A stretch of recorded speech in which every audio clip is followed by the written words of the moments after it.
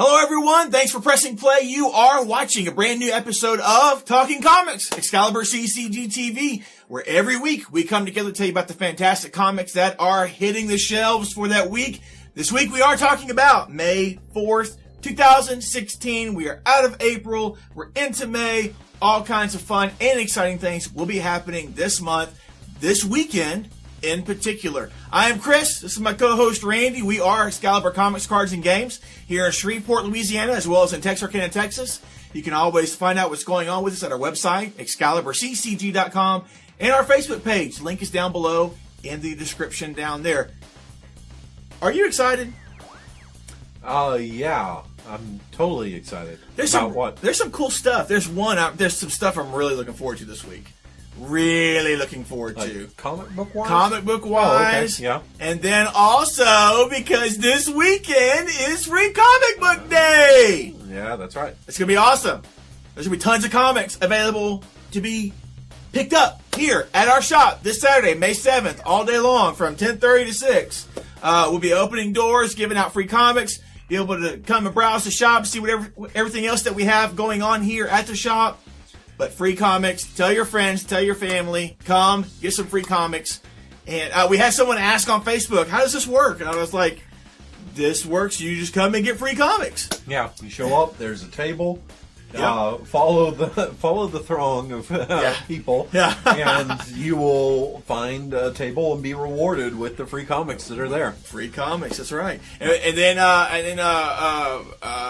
don't forget about Captain America: Civil War. Don't spoil it for anybody here at the shop. Don't do it.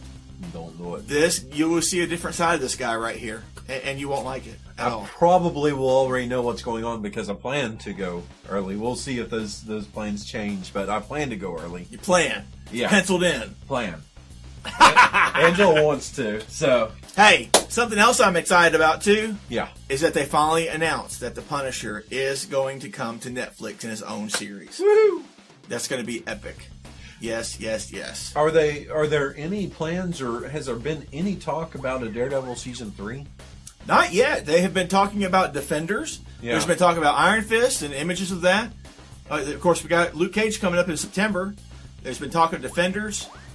And now we're finally getting some talk of a season of Daredevil. Yeah. So it may be a while before we see a Daredevil season 3. I'd just like to know something there. What they intend to do, because I don't want the character to kind of fall by the wayside while all this other stuff is coming out and happening, especially with how they left everything. Right. We may get the Defenders before we get a Daredevil season 3. And I'll say this real quickly here, because I've had a couple of people come in and say the first season was a better season than the second season of Daredevil. Okay. And I don't know if those people read Daredevil or have read Daredevil. Okay. Because Daredevil, Matt Murdock is the perfect Catholic. He's not allowed to be happy in his life. No, there's no... That his personal life, his love life, he cannot be happy. That is him to a T. Right. He suffers through life. Yeah. And so that's one of those things that I thought they did that very well in the second season. The first season was a little too everything's looking up at the end of the season.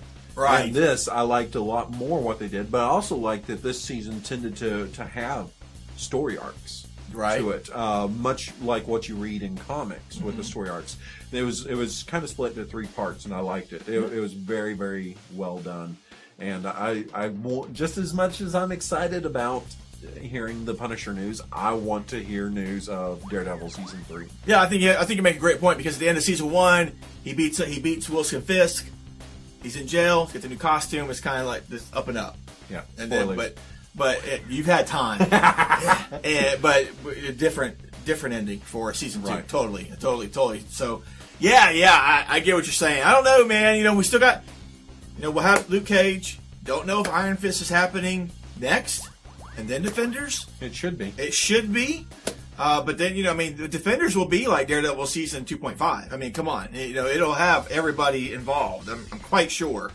But I don't know for 100%. Things can change. But where they've left everything off it's almost like what they did with Captain America: Civil War, where it doesn't necessarily take place where Cap, Winter Soldier, left off. Right, exactly. And I would have gone in a different direction with the third volume. In fact, I've gone on record saying I would have called it, out of an homage to the original comic book series, I would have called it Captain America and Falcon.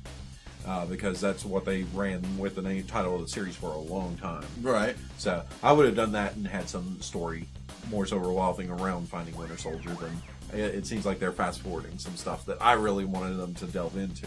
But anyways, it's still going to be phenomenal. It's still going to be phenomenal. It is going to be phenomenal. And positive reviews are already flooding. Yeah. Non-spoiler reviews. I've only seen one or two. I haven't dove into all that, but yeah. So there we go, guys. Guys, we can talk about this stuff forever. We're going to dive into the new #1 comics that are hitting the shelf this week. And speaking of Winter Soldier, here we go. Starting it off, Thunderbolts #1 hits the shelf this week from Marvel Comics by Jim Zub and John Malin.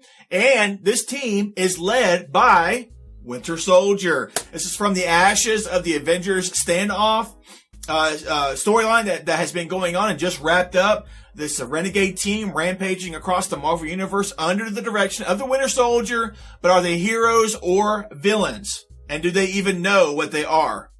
I guess we get to find out with this new series that starts going forward. We'll get to find out here what's going on with the Thunderbolts under the direction of Winter Soldier. Cool. And it should be noted that this is not Jim Zub's only #1 coming out this week, because fans of Dungeons and Dragons, you can check out, there's a new #1 for that as well. Exactly. But we're moving on into something else that we were just kind of talking about with Punisher. There's the new #1 coming out from Marvel, obviously. And this is Becky Cloonan writing. I actually, and Steve Dillon on art, I actually would probably have liked to have seen Becky Cloonan's art on the Punisher book. I've seen Steve Dillon's before, but I love Cloonan's art, and I would have loved to see that with someone else's writing that's a tried and true tested writer. Yeah. But I'm confident in this creative team. Very confident. What we're going to have here, something happens that spirals Frank Castle, Punisher, out of control into the heart of darkness, and he's not going on that whole pathway alone. It's going to be a DEA agent who is tracking down Castle that's going to be going down that path with him. Yep. So where this goes, I don't know. Did Buzz tell you that he finally read the Greg Rucka Punisher series? Oh yeah, he said something about it. Yeah, because he'd missed it, and he flew through it. Which one? The Punisher, the Greg Rucka one. That's right. I got that confused. I remember Rucka did Wolverine too, and when he mentioned that, I just caught onto Rucka, and I was like, "Well, which Punisher?" You're right. He only did the one. Yeah, right? he only did the one. Zone. Well, that was the awful conclusion to it. Oh, okay. Yeah, no, that this Rucka wrote. Yeah, well, he did it, I think, out of spite, because they canceled the book out from underneath him. Right. They threw Punisher into Thunderbolts, and they're like, you're not going to get to write him anymore.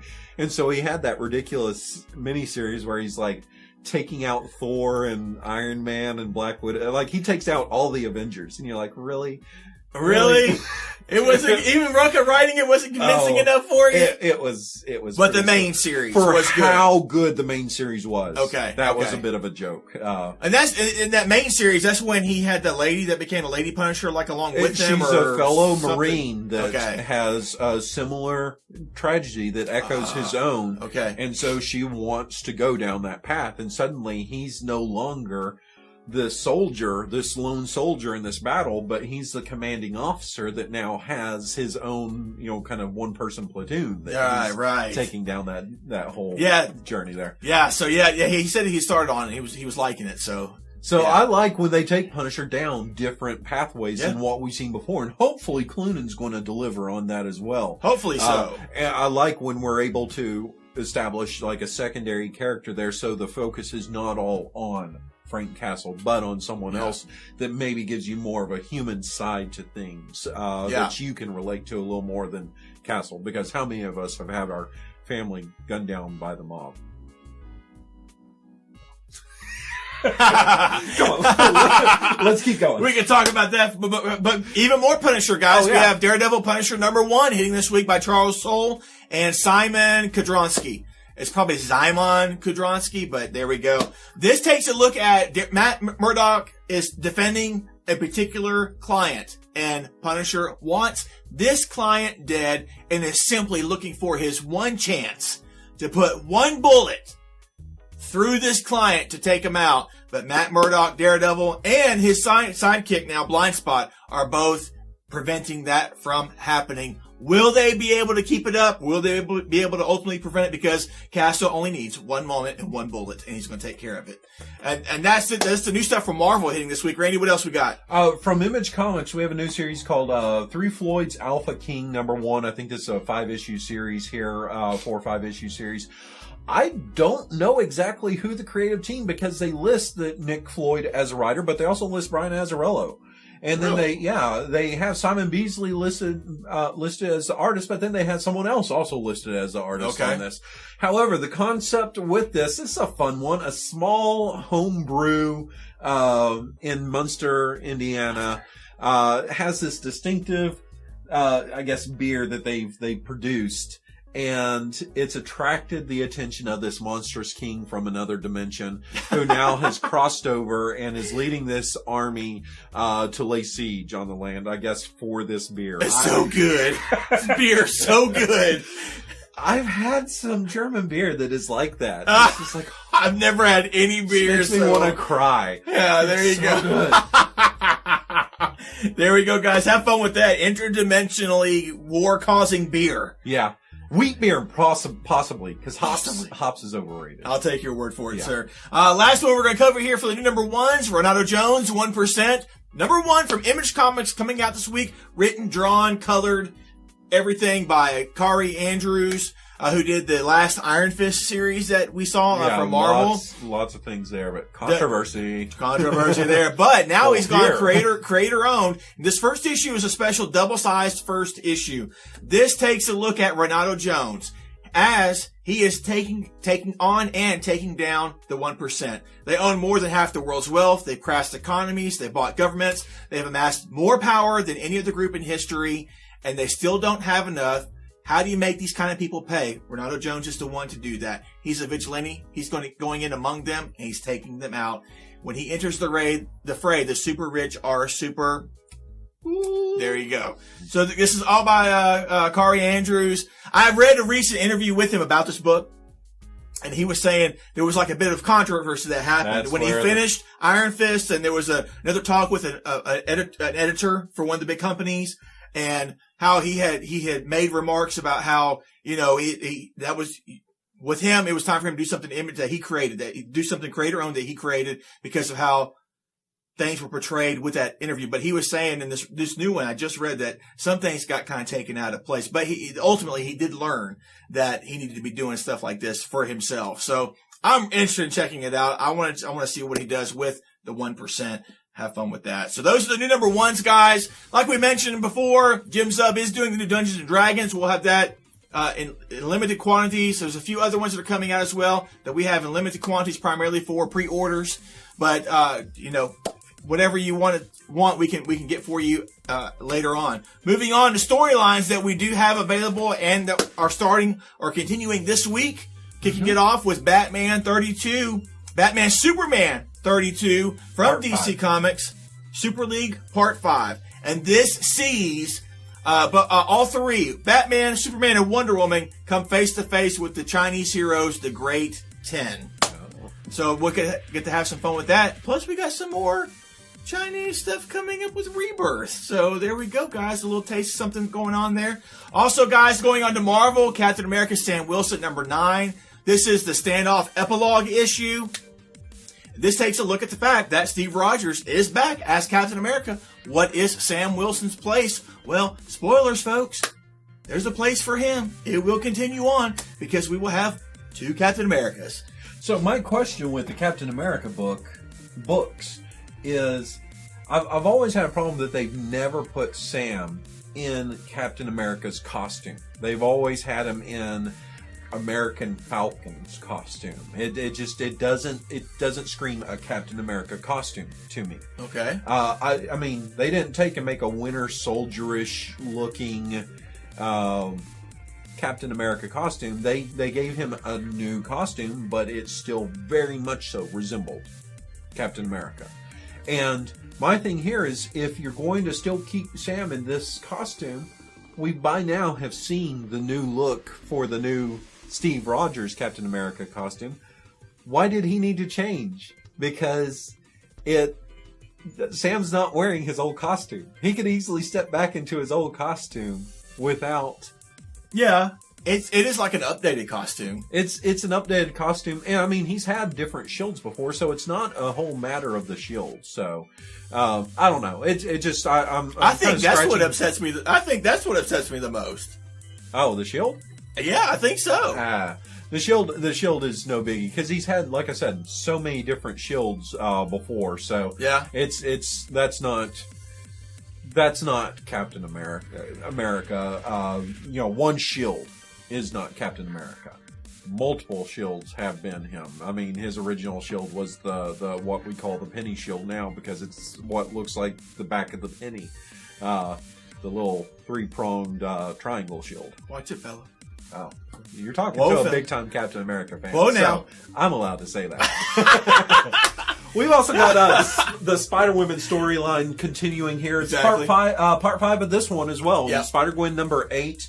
And things are getting a little complicated for the 616 universe as the Spider-Women make their way back home. Of course, I realize this isn't Spider-Gwen's home, but as they make their way back home to the 616 universe, yep, they find that Earth 65's Cindy Moon has already been there, paid a visit to the Marvel Universe, and she's complicated things for everybody. I don't know exactly what's going on here, but it's not going to go well for everybody else. So what happens next, I don't know.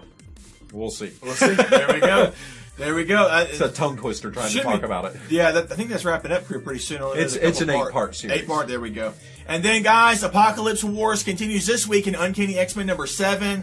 This is still taking a look at Archangel and the question of whether or not he has fallen under the influence of Apocalypse. So both Psylocke and Magneto have taken off on a mission to save his life. But we also get Sabretooth and M on their own mission in the Morlock tunnels beneath New York City. Yeah. So there we go there, guys. We get to find out and see what's happening in both situations there.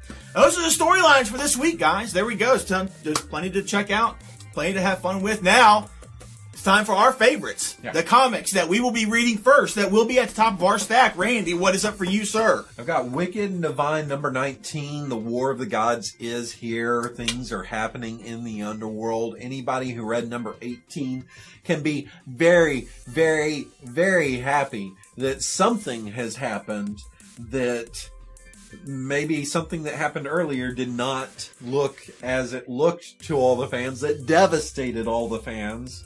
And it's changing everything now. It's a lot of intrigue in what's going there. People were very happy. I picked up the book and was showing Angela, and she's like, "Okay, what am I looking at?" I'm like, "Look at the character," and she's like, so good stuff happening there. Very happy. I don't know how much, if we're going kind of entering into the last part of the story arc for this this book, because it can't continue on forever, even though it's an ongoing series. I think it has a finite story or part to it in mind. Okay. We've also got A-Force number 5. There's a dragon that is more than a dragon, and it is attacking a small town that is more than a small town. And A-Force is going to look into the dragon, look into the town. I don't know exactly. They're on the case, though. And Dazzler has a very big secret and probably a very strange ally as well. No clue who that ally could be. Loving this book. You may hear more from me about this book a little later here. And we have Moon Knight number 2 coming out. The first issue on this was killer. For as much as he loved Warren Ellis' story arc on Moon Knight, and as much as I love Brian Wood's story arc, I think this was better than both of those. This intro into it was just phenomenal. It was definitely better than Brian Wood's intro, but not better than Warren Ellis. Come on, seriously. Seriously. Fantastic issue. It really was. It gave you much more depth than Ellis ever did with his character. Because he gave you cool ideas, but he never explored it. He left it up to other people to explore it. Did he, though? Yeah. You are wearing rose-colored glasses when you look at Warren Ellis stuff. I'm telling you that. Because Warren Ellis stuff that I've read recently, he's just been phoning it in for a paycheck. Oh, listen to this guy. I do not think that he paved the way for them to be able to do what they're currently doing with Moon Knight. So yeah, he definitely did. There we go. But in this series, I love the fact that you're having to, along with Mark Spector, question the existence of Moon Knight. Is he real? Is he not? The inmates in the asylum where he currently finds himself definitely resemble people from his past. Has he just imagined them to be somebody that they are not? Right. And is the world what he's caught glimpses of? Or is it all just in his head? I love the way Jeff Lemire has you questioning Moon Knight and going, well, maybe he's rewriting something here that we don't know about. Beautifully done. Yes. Beautifully done. And Smallwood on the art was fantastic for that first issue. Yeah, it was better than his previous stuff. But the material he was given by Wood he did great with that, and it was great material. But what he's been given here and the way he's expounding on it is just really cool. Yeah. And just, you're left with tons of questions. Guys, if you can find a #1, pick it up. It's already gone to second print. Get a second print. So it's still get worth a second reading. print. I always tell you, get it as a placeholder until you can find that #1. But don't go, well, I didn't find a #1 first print, so now I'm not going to read. Don't do it. That's a stupid way of thinking here. Right. Because you're going to miss out on something that is just, in my mind, one of the best #1s that I have read in quite some time. Exactly. I totally agree. Get on board, guys. Get on board. And honestly, I mean, really, with that first issue, I mean, it's shaping up to where it could be better than Warren Ellis's first arc, or the only arc that he did. So, I mean, now Warren Ellis' first issue was incredible. It was, I mean, but the issues that followed, while good, I'm not a fan of the one-shot issues because they don't build on the character. And so that was where my major issue was with that, where Woods did give me a story that built on the character, and I appreciated that. Yeah. If Warren Ellis had done something there, it would have been magical. You don't feel that, even though it was kind of a one-and-done style for each issue, that he didn't give you a bit and a piece? No, because he even took an idea that he wanted to do for Batman years ago and put it into the book with the ripping the nipple ring off. He took that from some other idea. So that to me tells me that he was like, I want to use this. I'm going to fit this into here somewhere. I can't do it in Batman, so here we go. We're really chasing rabbits. We are. Let's give me. Hey, guys, another new #1 that I really enjoyed and was a solid first issue is from Aftershock Comics called Rough Riders by Adam Glass and Pat O'Leaf. Well, #2 comes out this week, and I'm really looking forward to the second issue. #2 here takes a look at the year 1898. Teddy Roosevelt, he's putting together this band of misfits, heroes, people trying to find their own identity to go out and find out what has happened to the USS Maine. But this is going to be a team up of Houdini, and there was the Battling Jack Thompson that was in the first issue, the boxer that he found. But they're down on Cuban soil.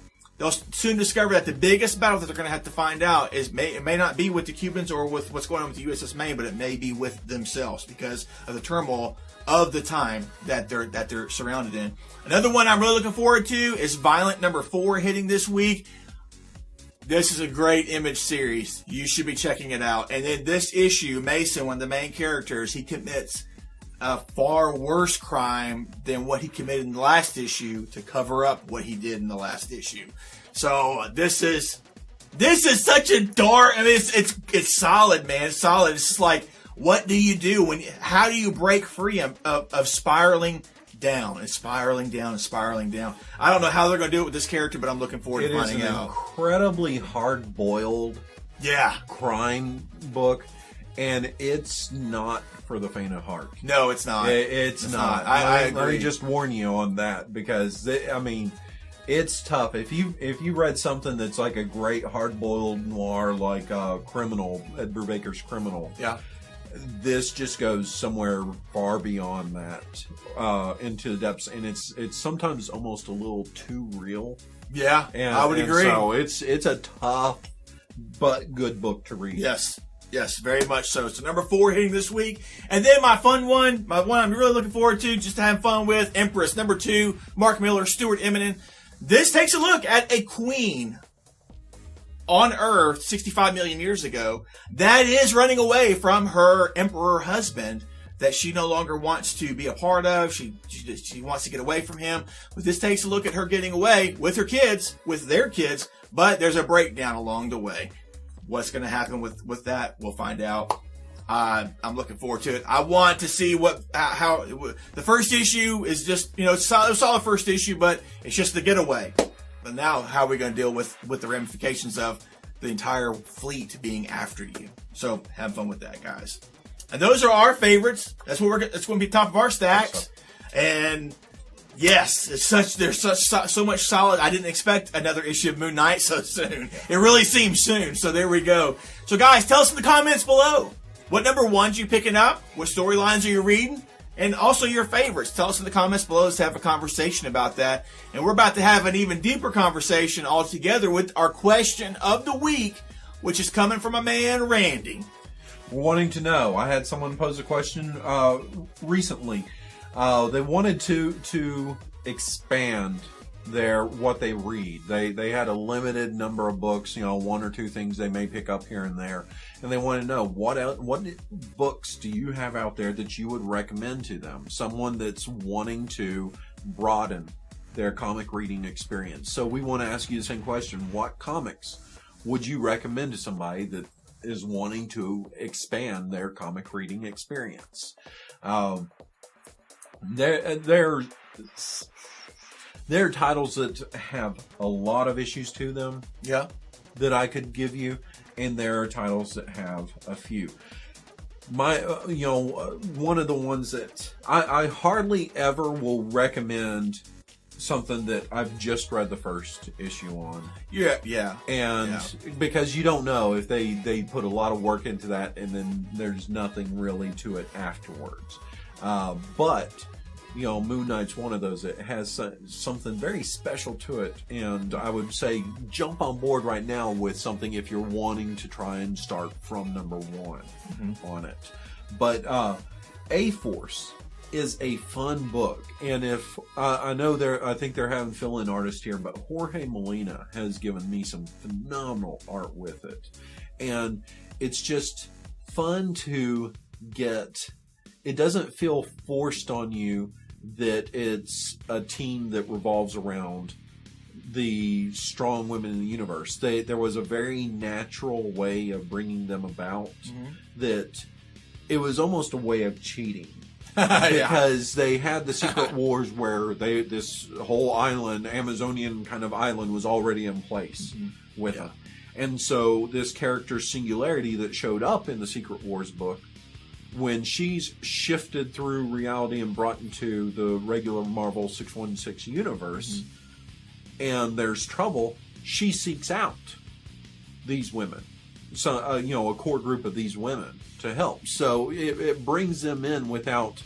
It's very convenient, but it works for that situation. Yeah. And it's just really cool getting to see these dynamics, like Queen Medusa having to put up with someone like She-Hulk, who's naturally wanting to, a natural leader and wanting to go, well, hey, let's do this, let's do that kind of thing. Right. And, Medusa going, no, I don't think so. Yeah. Right. I can almost picture like a Charles Grodin-esque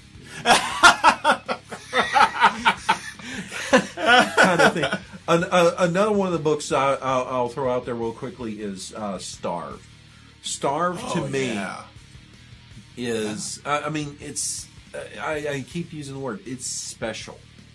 It's one of those things that Brian Wood is his kind of the person that was the mentor and brought him or like led him in to comics was Warren Ellis. Okay. But when you read a lot of Warren Ellis books, well, no, I mentioned that way back in our video. I thought you had mentioned that before. But when you look at a lot of Warren Ellis characters that are your main characters, because the main character from Starve, when you first meet him, he's like in an opium den in Bangkok or somewhere there in Indonesia, something.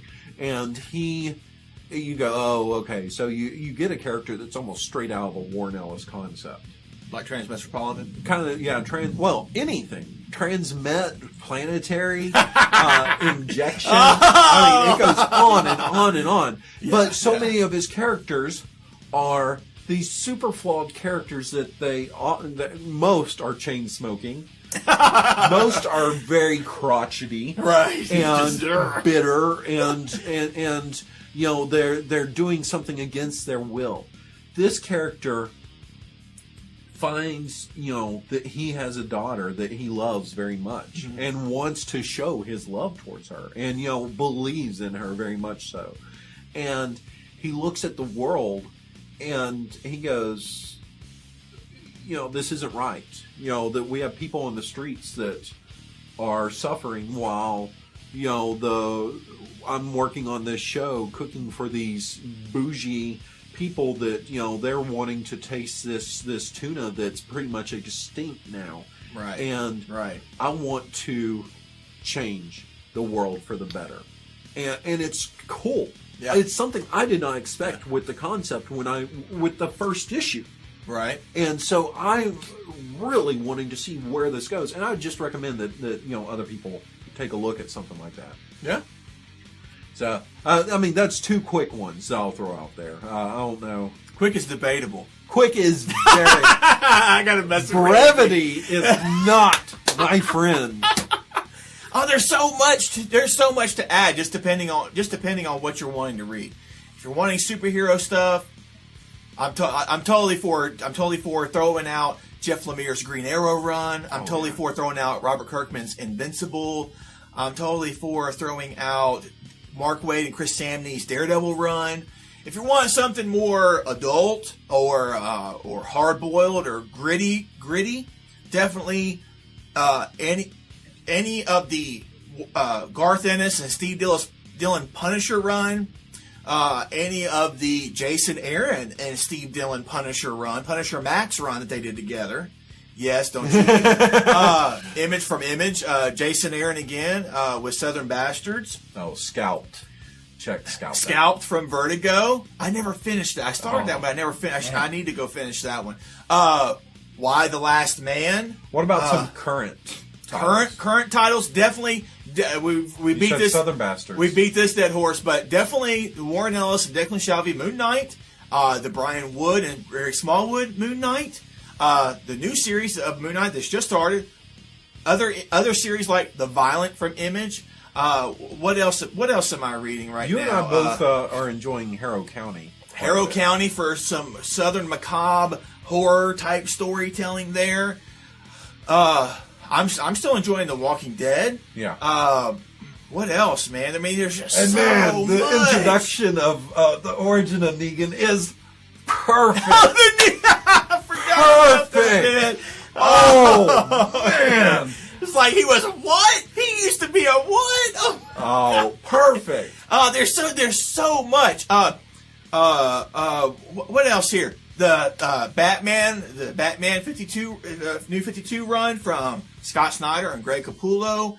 Anything from that? That was a great run that really just wrapped up here this past week. Invisible Republic. Invisible Republic is great. It is a drama, a political intrigue style drama. I mean, I stayed away from it. I have my holy trinity of like amazing books, which is Lazarus Saga and East of West. East of West. Those are phenomenal, must read first reads every single time. When they come out the same week, crap, why did you do this to me? I have to choose between those. I can't think. But yeah, there's so much out there. to mention. And I'm sure you guys are going to mention some of these, and you're going to mention more. So we don't need to keep on just throwing stuff out, because we want you to be able to name some of these as well. Yeah, name some. People, and take the time to even tell why. Yeah, it's great. Yes, we would like to know why you're recommending that. That's fantastic.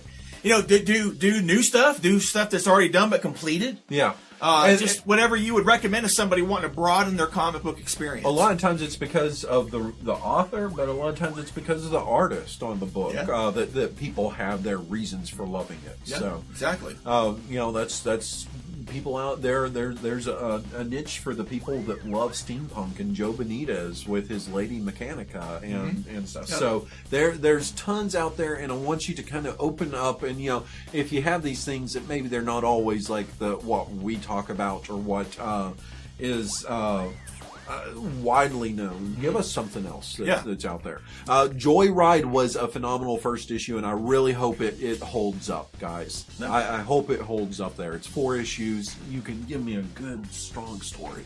Let's just fingers crossed. Just keep it strong for 4 issues, right? Yeah. So, guys, look, have fun. Go haywire in the comments below. We want to have a discussion with you down there about that.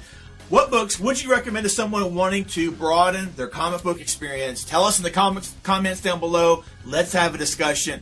And guys, to those winners that won by doing the comment thing a few weeks ago, those books have dropped. They're in the mail. You should be receiving them soon. Robert, yours is on the way too, so hopefully it'll get there within a reasonable amount of time up there in Canada. But guys, that's it for this week. Tons of great stuff. We definitely took our time with talking about several different things that got us excited. Sorry. So talk to us in the comments below. That's what makes it so rewarding for us, is for you guys to say something to us down below. So make some recommendations. Let's have a discussion. Anything else to add, sir? I think we've covered it all. That's it for this week then, guys. Read some great comics. Leave us some fantastic comments down below. Have fun at Free Comic Book Day. Go and enjoy Captain America Civil War. And we will see you in our next video. Bye-bye.